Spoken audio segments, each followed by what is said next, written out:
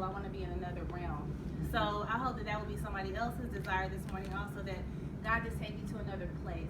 So the reason I bring up God in it is because, of course,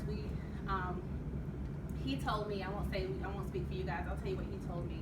7 years ago, I was working for a government contractor at Fort Bragg, North Carolina. Had gotten to the height of what I thought my career was, well, I was getting to the height of it. I've always wanted to be like a CEO, COO. I just wanted to kill it at the executive level, right? So I had finished my PhD, I had finished 2 master's degrees, and I was making $80,000 a year, just rocking out.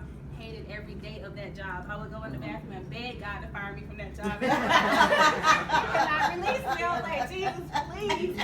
So since he decided he wasn't going to release me, I would release myself, right? So I would type up the resignation letter, put it in draft, go home, and I'm like, tomorrow I'm hitting send. And God was like, no, you're not. I said, yes, I am. He said, no, you're not.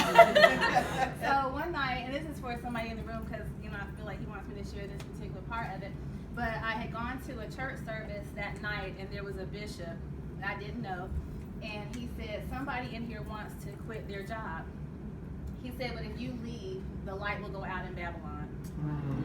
And I wanted to rebuke him so bad. I knew that he was speaking to me. I said, okay, God, I'll go sit down. So I went, sat back down, deleted the little resignation letter that I had typed up and was going to send. But God said, the reason I'm not releasing you is because I'm using them to sharpen you. Because every day that I was on that job, I was disrespected, disregarded, just treated horribly, persecuted and oppressed. And I was a PhD just like they were all PhDs. So I worked for a bunch of doctors and I was a colleague. They didn't treat me like a colleague. And God said, stop punking out every time they hurt your feelings. They would curse me out on the phone, grown adult men cursing me out, and I'm 40 something. So I was like, okay, God. Nevertheless, he said, but the place I'm taking you to, you can't always cry and get your feelings hurt every time you get cursed out. So I'm just using them to sharpen you.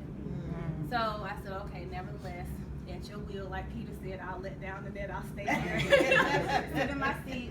And so over the fullness of time, it wasn't even a long time, I got married in March of '09. And I had shared with my husband, I said, I don't plan on working for somebody for the rest of my life because I'd already started a business consulting practice. And so he said, okay, well, we didn't really know what that meant because, you say something, but you don't really know what that is going to manifest as. Well, in May, God said, release yourself.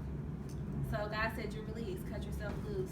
I was like, wait, what? I thought I was ready. So I called my husband, I drove down the street. We both worked for the same employer because he worked for the medical center, Womack Army Medical Center, and I worked as a contractor at one of the clinics. And we were sitting in the parking lot, I'll never forget. And I said, the Lord has released me from my job. Now, $80,000 a year, right? We just got married. We've only been married 3 months. And he said, well, if we say we have faith, we have to get out of the boat and walk. So I was so happy he said that, so I started swimming.